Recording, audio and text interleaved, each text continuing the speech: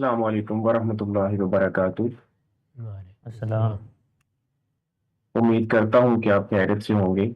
گاندھی صاحب، میں یہ پوچھنا چاہتا ہوں کہ کچھ چیزیں ایسی ہیں جو ہماری تاریخی روایت کے اندر ایک طرح کی گڈمٹ کر دی گئی ہیں۔ مثال کے طور پر حسن علیہ الصلوۃ والسلام کو جب میدان کربلا کے اندر ایک بری طرح شہید کر دیا گیا، پھر ان کے جسم کو، اور صحیح بخاری کے مطابق ان کے سر کو ابن زیاد کے پاس لے جایا گیا۔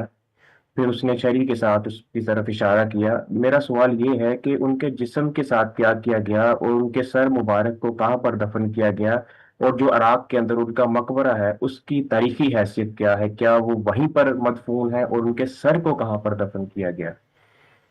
اس میں میرے بھائی ایک روایات کا انبار ہے، بہت متضاد چیزیں کہی گئی ہیں۔ یہ صاف معلوم ہوتا ہے کہ کوئی عینی شاہدین کی روایت ہمارے پاس نہیں ہے، وہاں سے کس طرح لے جایا گیا تھا۔ تو اس لیے میرا خیال ہے کہ اس میں دونوں طرح کی چیزیں آپ پڑھ لیجئے۔ میرے علم کی حد تک مولانا عتیق الرحمن سنبلی صاحب کی کتاب واقعہ کربلا ایک نئے مطالعے کی روشنی میں بہت اچھی کتاب ہے۔ اس میں بہت متوازن طریقے سے ان سب واقعات کو بیان کیا گیا ہے، اس کا آپ مطالعہ کر لیں۔ گاندھی صاحب، امید کرتا ہوں آپ خیریت سے ہوں گے۔ گاندھی صاحب، میرا سوال ہے واقعہ کربلا کے کانٹیکسٹ کے اندر، کہ جب ہم واقعہ کربلا کا مطالعہ کرتے ہیں تو کسی بھی چیز کا، اسلامک تاریخ کا مطالعہ یا قرآن مجید کا یا احادیث کا، روایات کا مطالعہ، تو اس میں ہم یہ چیز دیکھتے ہیں، سب سے پہلے بنیادی جو چیز ہے کہ وہاں پر جو شہادت دے رہا ہے وہ کون ہے۔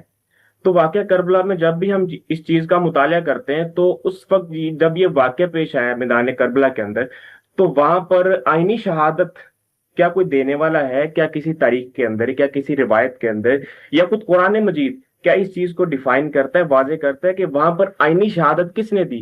اور جب یہ واقعہ جو بھی آج کتابوں میں لکھا گیا ہے، اہل تشیع کی کتابیں ہم لے لیتے ہیں یا تاریخ کی کتابیں لے لیتے ہیں، تو یہ واقعہ کربلا کا جو اصل پس منظر ہے، جو اس پر پہلی کتاب لکھی گئی ہے، وہ کون سی کتاب ہے؟ ہمیں کس طرح پتہ چلتا ہے وہ اتھینٹک روایت یا کوئی اتھینٹک دلیل جی، ہمارے پاس کون سی ہے کہ جس سے یہ پتہ چلے کہ واقعہ کربلا کا حقیقی پس منظر کیا ہے، اس کا آغاز، اس کا؟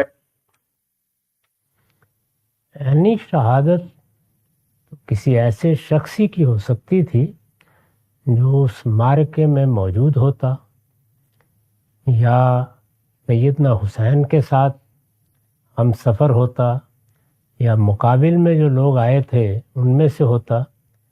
اس میں زین العابدین ہی ہیں جو زندہ رہ گئے، بعد میں بھی انہوں نے اچھی عمر پائی، ایک بڑا عرصہ انہوں نے عبادت و ریاضت میں گزارا، بڑی غیر معمولی شخصیت تھی ان کی، وہی رہ گئے تھے۔ انہوں نے اس طرح کی کوئی تفصیلات کبھی بیان کرنے کی ضرورت محسوس نہیں کی۔ تو اس لیے یہ بہت بعد کے لوگ ہیں جنہوں نے یہ قصے سنائے ہیں، اور پھر مقتل کے نام سے یا اسی طرح بعض اور عنوانات کے ساتھ بعض رسالے لکھے گئے، وہ کوئی بڑے سکہ لوگوں کی تصنیفات نہیں ہیں، وہی بنیاد بنی ہے ابو مخلف وغیرہ، اور بعد کے لوگوں نے وہ روایات جو زبان زد عام تھیں، لوگ ان کو کہیں نہ کہیں سے سن کے بیان کر رہے تھے، وہ اپنی کتابوں میں درج کر دی ہیں۔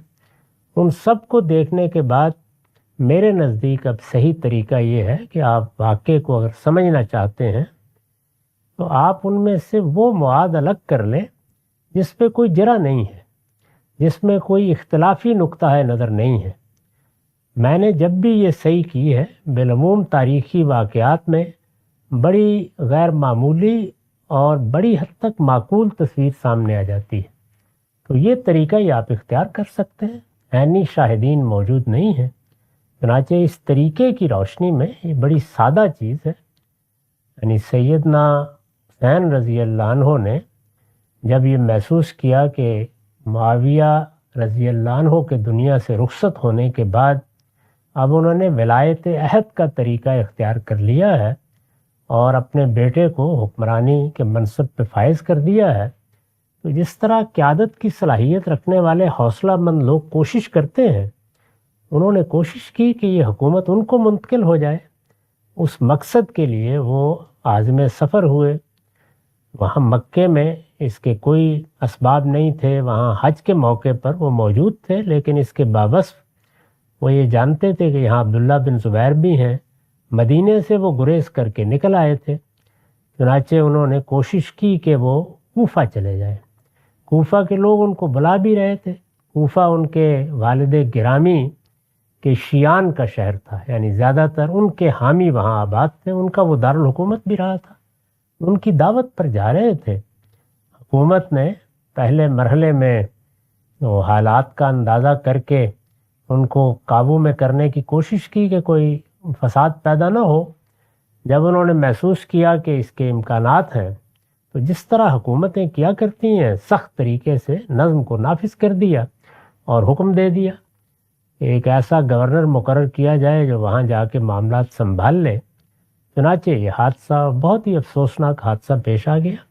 میرے خیال میں اس میں جو کچھ کیا گیا اس کو بہتر طریقے سے کیا جا سکتا تھا اور مقاصد بھی حاصل کیے جا سکتے تھے۔ اس لیے میں سیدنا حسین کی شہادت کو مظلومانہ شہادت سمجھتا ہوں۔ ان کے ساتھ یہ معاملہ اس طرح کرنے کی کوئی خاص ضرورت نہیں تھی۔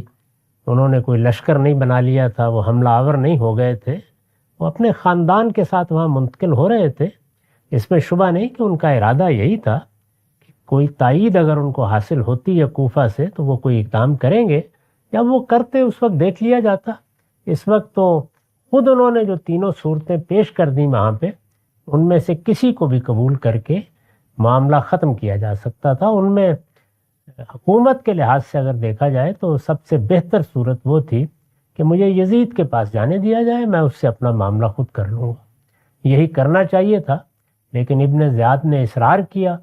اس کو انہوں نے اپنی اہانت سمجھ کر شدت سے اس کی نفی کی اور یہ حادثہ پیش آ گیا۔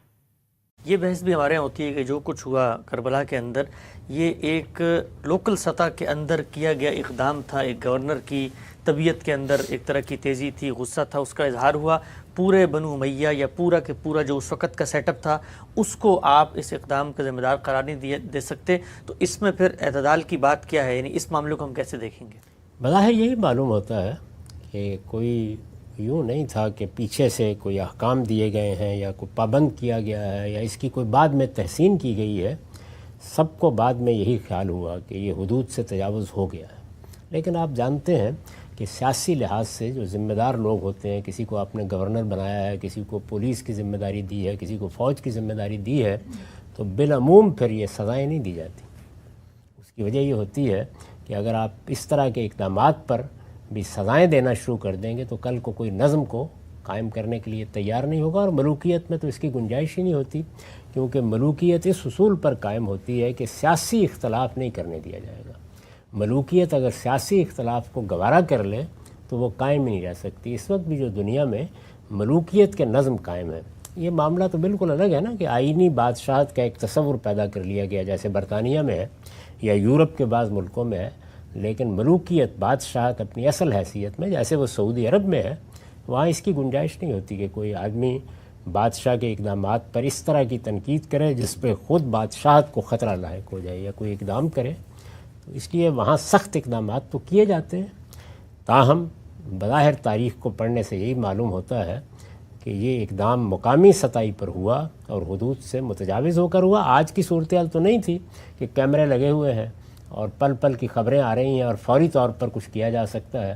آپ جانتے ہیں کہ آپ کے ملک میں ایک دو موقعوں پر اس طرح کے اقدامات کیمروں کے سامنے ہو گئے اور نہیں روکے جا سکے۔ لال مسجد کا واقعہ ہم دیکھ بعد میں اس کے اوپر بھی بعض لوگ تعصب کا اظہار کرتے رہے، یہ کہتے رہے کہ غلطی ہو گئی یا یہ ہوا یا وہ ہوا۔